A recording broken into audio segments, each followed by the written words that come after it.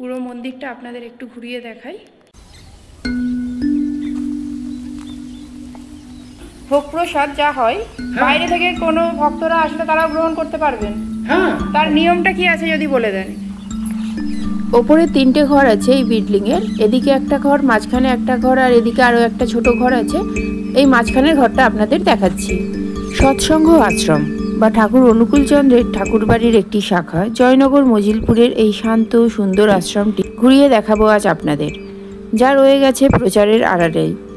জানাবো এই আশ্রমের যাবতীয় তথ্য। এখানে আছে গেস্ট হাউসও, চাইলে আপনারা এখানে এসে থাকতেও পারেন প্রায় বিনামূল্যেই। আছে ভোগ প্রসাদের ব্যবস্থাও।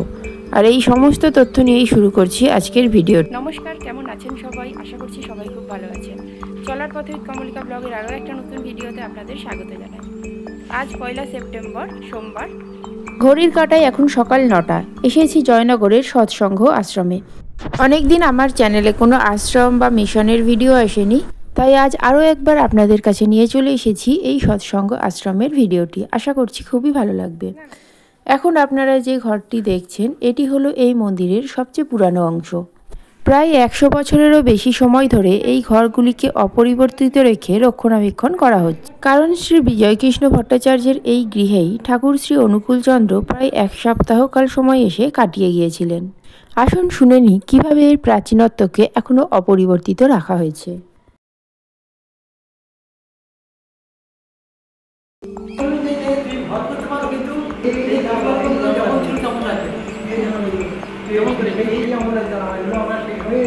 সেই রং করে রেখেছি এতটুকু এই যে দেয়াল এখন তো আমরা করলে সব ভ্যান ঠিক করে ভালো করে করতে পারতাম, কিন্তু এটা ভেন বিধানটা স্মৃতি বিজড়িত ঘর, এই জন্য এর জানলা দরজায় ইট কাঠ বড় গাছ যেমন ছিল তেমন করে আমরা রেখেছি।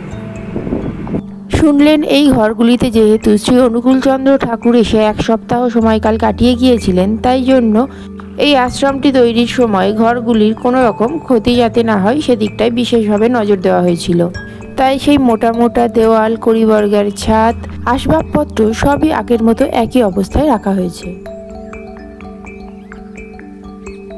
এই 2টি ঘর ছাড়াও প্রাচীন এই গৃহটিতে আরও একটি ঘর ছিল, কিন্তু সেটি দেখানোর আগে দেখে নিন এই দরজাটি যেহেতু সবসময় খোলা থাকে না, তাই ভক্তরা এখানে এলে এই জানলাটি থেকেই দর্শন সেরে নেন। আর তাছাড়াও দর্শনের জন্য এখানে সামনে 3টি ছবিও রাখা আছে। আর প্রাচীন এই গৃহটিতে কিন্তু সামনের অংশটি এত বড় ছিল না। পুরানো অবস্থায় এই গৃহের বারান্দাটি কেমন ছিল উনি আমাদেরকে সেটা দেখাচ্ছেন। ঘরের সামনে একখণ্ড সরু দালানি ছিল এখানে, যেটা এল শেপে বেঁকে গিয়ে চলে গিয়েছিল এই ঘরটির দিকে। এই যে সবুজ রঙের দরজাটি দেখছেন, এটিই হলো এই গৃহের 2য় ঘর। প্রাচীন এই মন্দিরটির ঠিক ওপরেই তৈরি হয়েছে নবনির্মিত মন্দির। চলে যাচ্ছি এখন সেই মন্দিরে। আর এই মন্দিরে যাওয়ার জন্য একদম মেন গেটের সামনে চলে এসেছি। এখান থেকেই সিঁড়ি উঠে গেছে মন্দিরে। আর এই গেটের একদম বাইরেই রাস্তা আপনারা দেখতে পেলেন। চলুন মন্দিরে যাওয়ার আগে আপনাদেরকে জানিয়ে দিই আপনারা এই মন্দিরে কিভাবে আসতে পারবেন। শিয়ালদা দক্ষিণ শাখার নামখানা অথবা লক্ষ্মীকান্তপুরগামী ট্রেনে আপনারা চলে আসুন জয়নগর মজিলপুর স্টেশন। তারপর স্টেশনের 1 নম্বর প্ল্যাটফর্ম থেকে বাইরে এসে আপনারা পা ভ্যান কিংবা রিক্সা পেয়ে যাবেন। তাতে করেই চলে আসুন এই আশ্রমে। আসতে সময় লাগবে 3 থেকে 4 মিনিট। আপনারা চাইলে হেঁটেও আসতে পারেন। হেঁটে আসতে সময় লাগবে 7 থেকে 8 মিনিট। মা ধন্বন্তরী কালী মন্দিরের খুবই কাছে এই সৎসঙ্গ আশ্রমটি। এখানে কিন্তু গেস্ট হাউস এবং ভোগ প্রসাদের ব্যবস্থাও আছে। আপনারা চাইলে থাকতেও পারেন এবং ভোগ প্রসাদ গ্রহণ করতে পারেন, এবং এখান থেকেই আপনারা আশপাশের দর্শনীয় স্থানগুলোও দেখে নিতে পারেন, যার লিঙ্ক আমি ডেসক্রিপশন বক্সে দিয়ে রাখবো। আপনারা চাইলে চেক করে নিতে পারেন এবং এখান থেকে খুব সহজেই সেই জায়গাগুলো ঘুরেও নিতে পারেন। চলুন এবারে আপনাদেরকে এই মন্দিরটি ঘুরিয়ে দেখাই।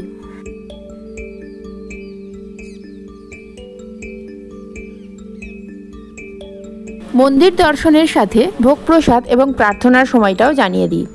এখানে দিনে 2 বার পূজা করা হয়, ভোরবেলা এবং সন্ধ্যাবেলা। আর এই পূজার টাইমটা কিন্তু প্রত্যেক মাসেই চেঞ্জ হতে থাকে। সূর্যোদয় এবং সূর্যাস্তের সময়ের সঙ্গে এই সময়টা পার্থক্য হতে থাকে।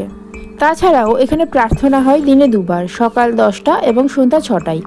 আর ভোগ দেওয়া হয় দিনে 4 বার। এই হলো এখানকার পুজো, ভোগ প্রসাদ এবং প্রার্থনার যাবতীয় তথ্য। চলুন এবারে আরও একবার ভালোভাবে এই মন্দিরটি ঘুরে দেখে নিন।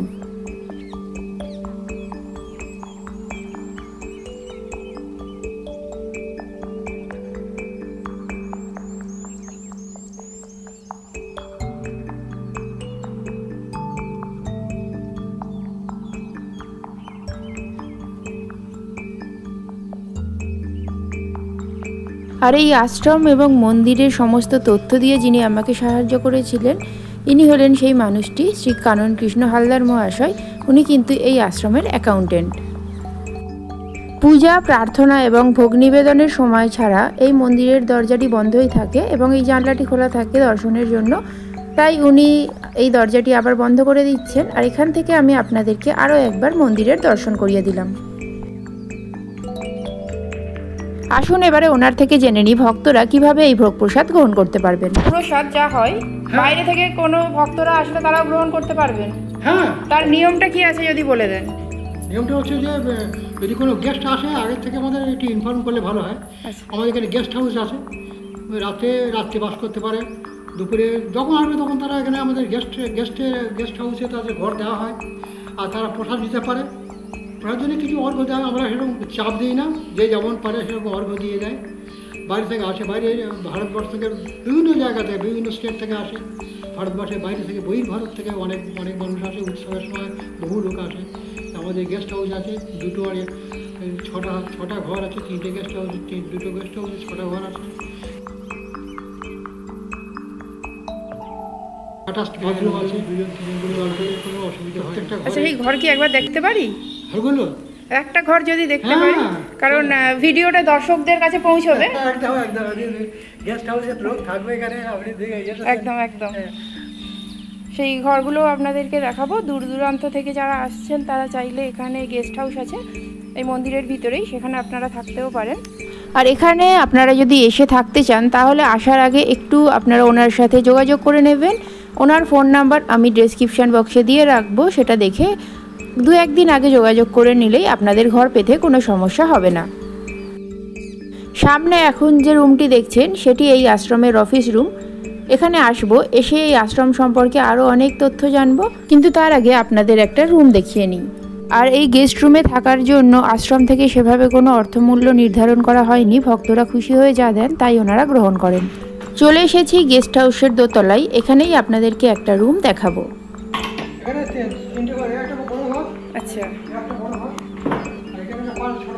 আচ্ছা, এখানে এই ফার্স্ট ফ্লোরে 3টে ঘর আছে এই বিল্ডিংয়ে। এদিকে একটা ঘর, এখানে একটা ঘর, আর ওদিকে একটা ছোট ঘর আছে। তো মাঝখানের রুমটা আপনাদেরকে দেখাচ্ছি। এই রুমে 3টে সিঙ্গেল বেড আছে, এদিকে 2টো, আর এর ঠিক পাশে এদিকে একটা বেড আছে। আর এখানে একটা স্ট্যান্ড ফ্যান আছে, একটা আনলা আছে, আর আলো পাখারও ব্যবস্থা আছে।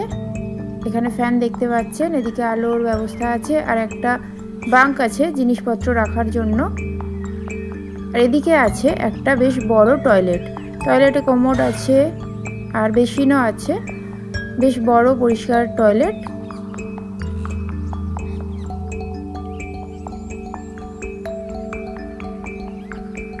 আর এদিকে দেখুন আরও একটা আনলাও আছে। আর এই 2টো বেডের পাশে 2টো বক্স রাখা আছে, যেগুলো আপনারা টেবিল হিসেবে ব্যবহার করতে পারেন। এই ছিল এই রুমের ভিউ।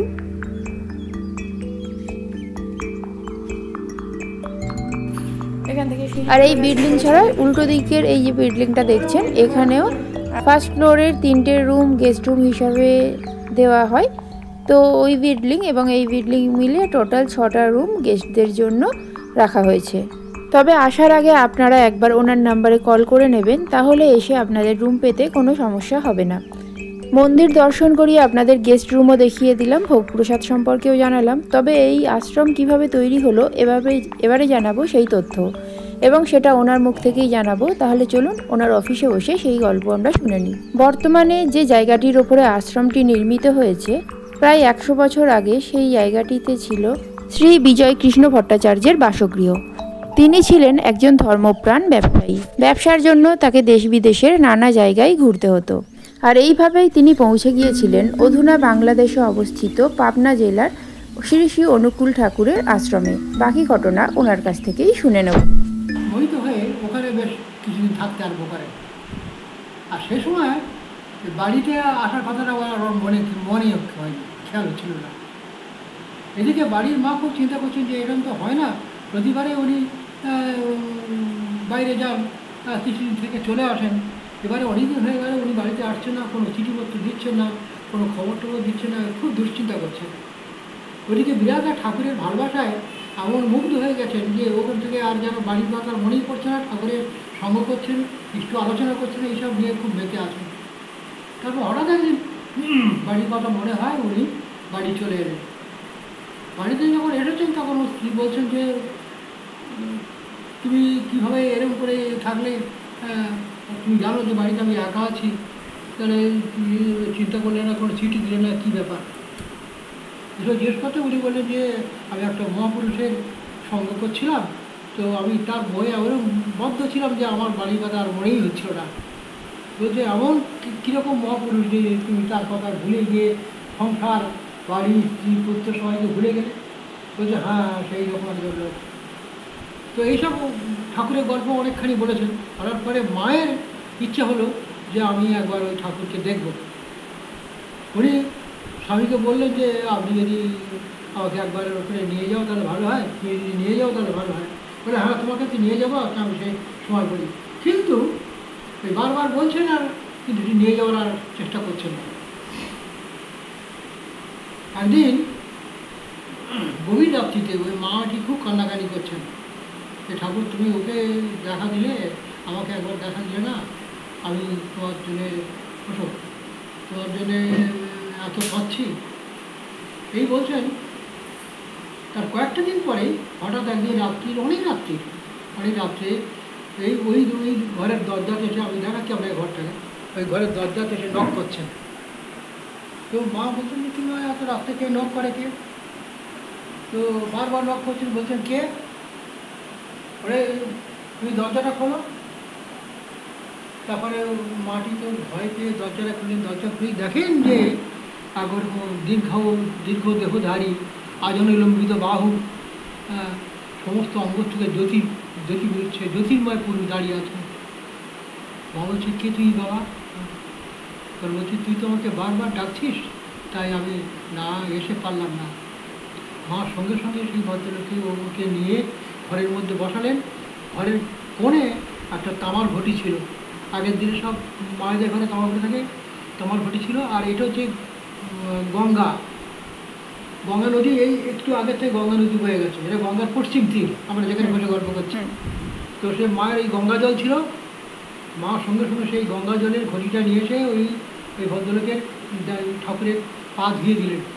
পা ধুয়ে দিয়ে তারপর মায়ের লম্বা লম্বা চুল ছিল, সেই চুল দিয়ে পা মুছিয়ে দিয়ে রাত্রে ভোগ রাগ নিবেদন করে ঠাকুরকে ভোগ নিবেদন করেন। তারপর যাওয়ার সময় ঠাকুর সহস্রনামটা দিয়ে চলে যান। তার পরের দিন সকালে শ্রী ঠাকুর পদ্মা নদীর তীরে, মানে হিমায়তপুর আশ্রমটা পদ্মার তীরে একবারে, পদ্মার তীরে বিরাজদার সঙ্গে কথা বলছে ও বিরাজদা, গত রাত্রে তো আপনার বাড়িতে গেলাম গো, ও সে মায়ের কি যত্ন, সে আমাকে এই ঘটি থেকে পা ধুয়ে দিলেন। তারপরে মায়ের সে লম্বা লম্বা চুল, সেই চুল দিয়ে আমার পা মুছিয়ে দিলেন, ভোগ রাগ নিবেদন করলেন। ঠাকুর এটা বিশ্বাস করছেন না। বলছি এটা তো সম্ভব কি, যে গত রাত্রি 12টা পর্যন্ত এই পদ্মা নদীর তীরে ঠাকুরের সঙ্গে আমার ইষ্ট পছন্দ হয়েছে। আজকে সকালে উঠে উনি আজকে সকালেও এতক্ষণ আমার সঙ্গে কথা বলছেন। আর উনি বলছেন যে আমি জয়নগরে গেছিলাম, যে আপনার বাড়িতে গেছিলাম, এ অসম্ভব। উনি শুনলেন, শুনে বার করে দিয়েছেন, উনি গুরুত্ব দেননি। হ্যাঁ, ঠাকুর আর কিছু বলেনি। তার পরের বেলা যখন উনি এসেছেন তখন বাড়ির মা জিজ্ঞেস করছেন,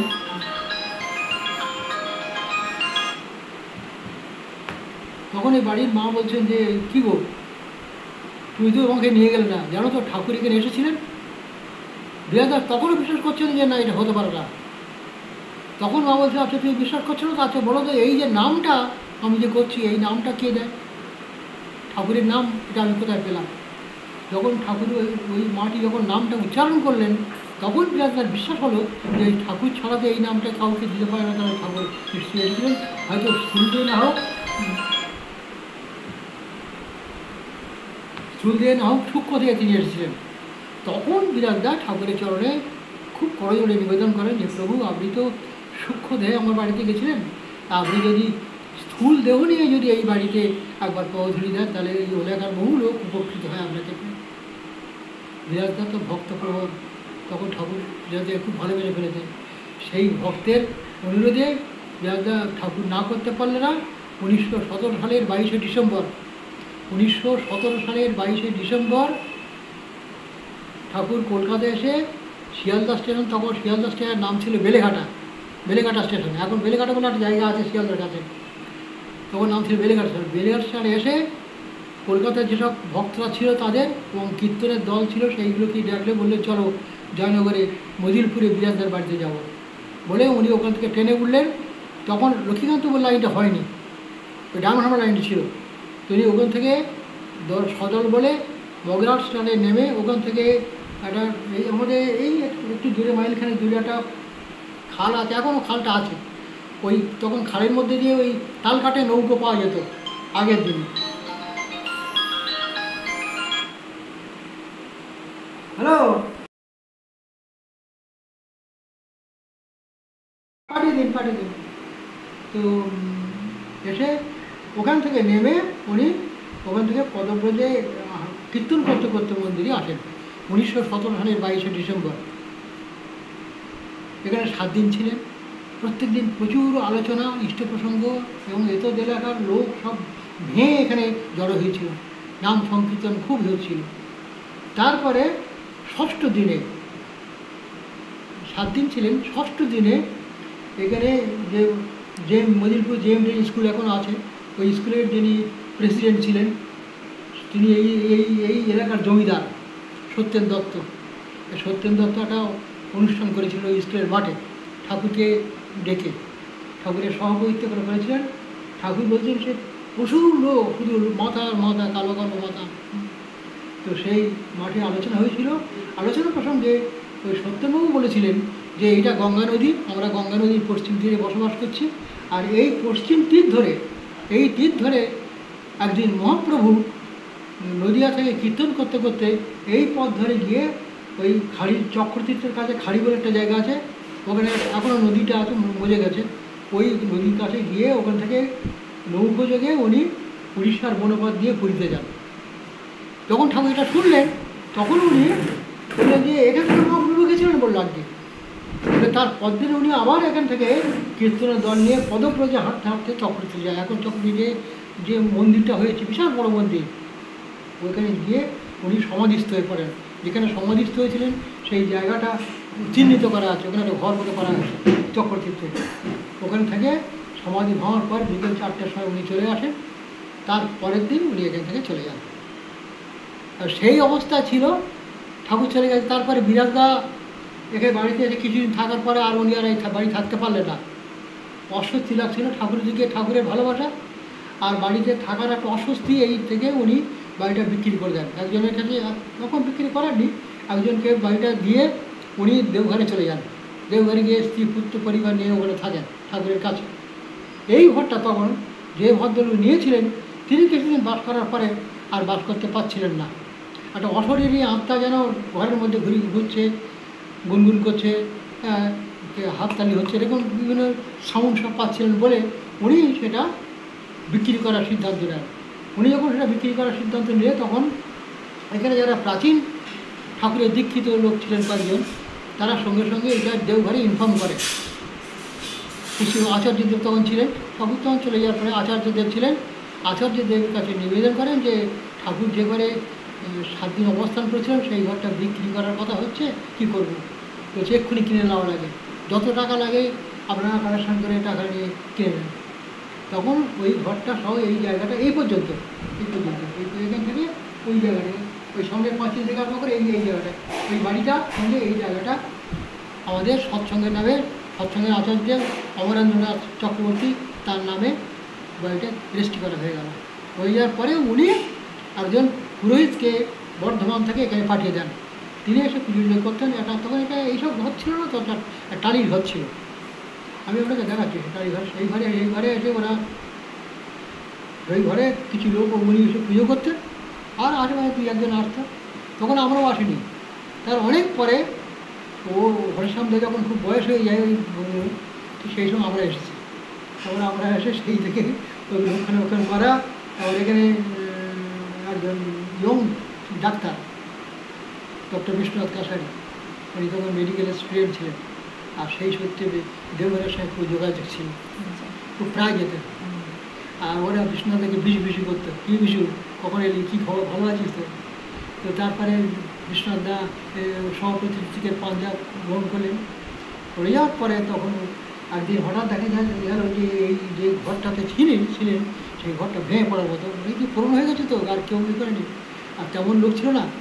তখন উনি সঙ্গে সঙ্গে গিয়ে আবার দেওঘরে শ্রী দাদাকে বলে, নিবেদন করে যে ঠাকুর যে করেছিলেন সেই ঘরটা ভেঙে যাচ্ছে, কী করবো, বলে এক্ষুনি সার, এক্ষুনি ওটা ভালো করে বদাই করে ঠিকঠাক করে দিয়ে, আর শোন, ওটা ঠাকুরের স্মৃতি বিজড়িত ঘর, ঠাকুর ওখানে ছিলেন, ফলে যেমন পরিবর্গগুলো যেমন ছিল, জানলা দরজা যেমন ছিল ঠিক তেমন থাকবে, কোনো রকম পরিবর্তন করবে না।